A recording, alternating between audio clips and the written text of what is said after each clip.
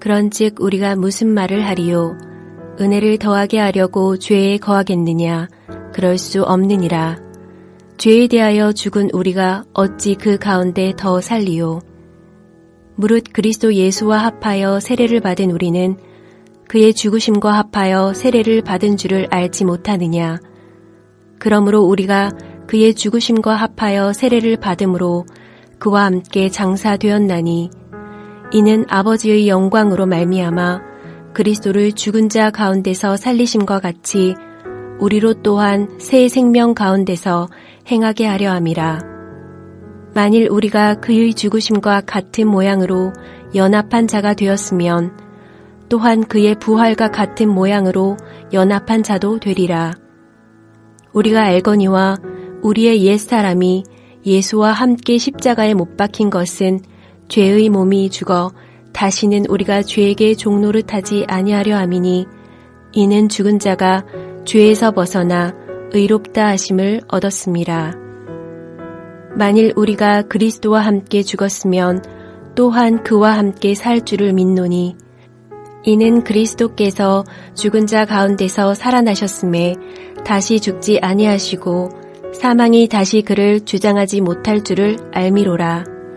그가 죽으심은 죄에 대하여 단번에 죽으심이요 그가 살아계심은 하나님께 대하여 살아계심이니 이와 같이 너희도 너희 자신을 죄에 대하여는 죽은 자요 그리스도 예수 안에서 하나님께 대하여는 살아있는 자로 여길지어다.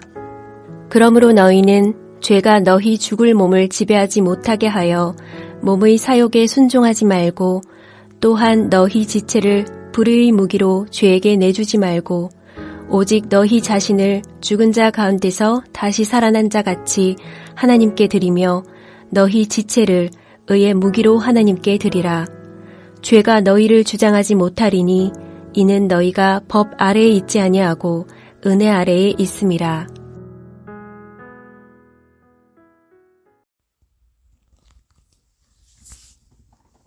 오늘의 묵상 본문은 신약성경 로마서 6장 1절부터 14절까지의 말씀입니다. 새 생명의 삶이라는 제목으로 은혜를 나누고자 합니다. 로마서는 우리에게 복음의 능력, 즉 모든 믿는 자에게 구원을 주시는 하나님의 능력인 복음의 깊이와 넓이를 놀랍게 설명하고 있는 하나님의 말씀입니다. 우리가 복음을 믿음으로 구원을 받았다는 것을 달리 표현하면 어떻게 말할 수 있을까요? 우리는 진정 자유를 얻었다는 것입니다. 진정한 자유를 이전의 죄의 권세로부터 벗어나야 가능함을 오늘 로마서 6장은 말해주고 있습니다. 오늘 본문의 내용은 5장 후반절의 내용과 이어집니다. 죄가 더한 곳에 은혜가 넘쳤다는 내용을 오해한 사람들이 자연스레 던질 수 있는 질문을 사도 바울이 미리 던집니다. 바로 디아트리베의 수사법입니다. 은혜를 더하게 하려고 죄에 거하겠습니까? 당연히 그럴 수 없음을 우리가 이미 받은 세례를 통하여 설명하면서 우리에게 권면하고 있습니다. 로마서 6장의 본문 내용은 크게 두 가지로 나누어집니다. 첫 번째는 예수님의 십자가, 즉 나의 죄에 대한 죽음에 대한 설명입니다. 두 번째는 예수님의 부활인데요. 하나님께 대한 삶, 성령 안에서의 새로운 삶에 대한 언급이 나오는데 그 자세한 내용은 8장에서 자세하게 풀어지고 있습니다. 예수 그리스도의 십자가에 동참하는 삶은 무엇일까요? 바로 자신의 죄성을 죽이며 동시에 자발적으로 하나님 앞에 순종하는 삶을 의미합니다. 5장에서 8장의 내용을 보면 예수님의 십자가에서의 죽으심과 부활 사건으로 인해 예수님을 믿는 우리에게 열려진 새로운 삶에 대해서 말해주고 있습니다. 6장에서는 죄의 권세로부터 자유, 7장에서는 율법의 저주에서 자유, 8장에서는 성령님 안에서의 자유를 말해주고 있는데요. 특히 오늘 본문인 6장은 우리가 죄의 권세로부터 얻은 자유를 말해주고 있습니다. 죽음의 비유를 세례와 연결시켜서 신뢰로 설명해주고 있습니다. 우리가 죽으면 그 어떤 것도 우리에게 영향을 끼칠 수 없습니다. 내가 죽었기 때문인데요. 살아있을 때야 찌르면 아픈 것이지 죽으면 무감각해집니다. 여기서 죽는다고 할 때 우리는 세례의 의식을 생각해야 함을 말해주고 있습니다. 우리가 예수님을 믿고 세례를 받을 때 우리는 예수님과 하나가 됩니다. 예수님 안에 거하게 됩니다. 그래서 우리는 예수님께서 십자가에서 죽으실 때 우리도 예수님 안에서 죽은 것이 됩니다. 또한 3일 만에 예수님께서 부활하실 때 우리도 살아난 것입니다. 여기서 예수님과 함께 죽은 나는 옛사람의 나입니다. 예수님을 믿기 전에 나의 모습입니다. 또한 다시 살아난 나는 예수님 안에서 새로운 생명을 얻은 나입니다. 죄의 지배와 권세로부터 벗어난 자유케 된 나입니다. 우리는 잊지 말아야 합니다. 구원은 천국에서만이 아니라 오늘 이 자리에서부터 우리에게 이루어져야 하는 현실임을 말입니다. 예수님의 죽으심은 우리가 오늘을 살아갈 때 죄의 지배로부터 우리를 자유케 하신 근거가 됩니다. 우리는 더 이상 죄의 종이 아닙니다. 예수님께서 십자가에서 죽으실 때 죄의 권세는 깨졌습니다. 나의 옛 자아가 예수님과 함께 십자가에서 같이 죽은 것입니다. 우리는 더 이상 죄가 시키는 대로 할 필요가 없는 사람이 되었습니다. 그래서 7절은 이렇게 말합니다. 이는 죽은 자가 죄에서 벗어나 의롭다 하심을 얻었음이라. 우리는 죄에서 벗어났습니다. 의로운 사람, 하나님의 자녀가 되었습니다. 계속해서 사도 바울은 예수님의 죽음의 의미를 설명합니다.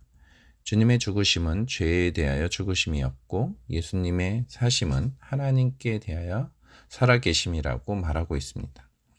그래서 11절에 이와 같이 너희도 너희 자신을 죄에 대하여는 죽은 자요 하나님께 대하여는 살아있는 자로 여길지어다.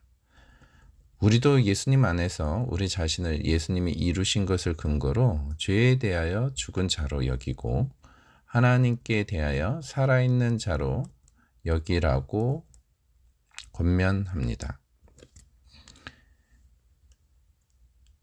이것이 진리입니다.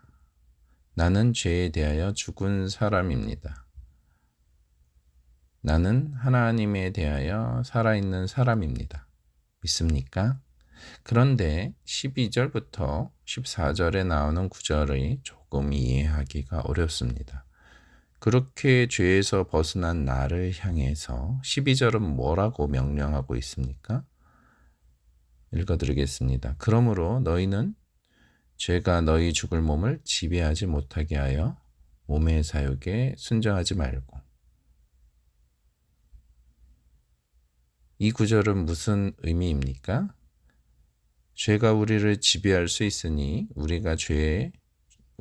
죄가 우리에게 왕노릇하지 못하도록 막아야 한다고 말해주고 있습니다.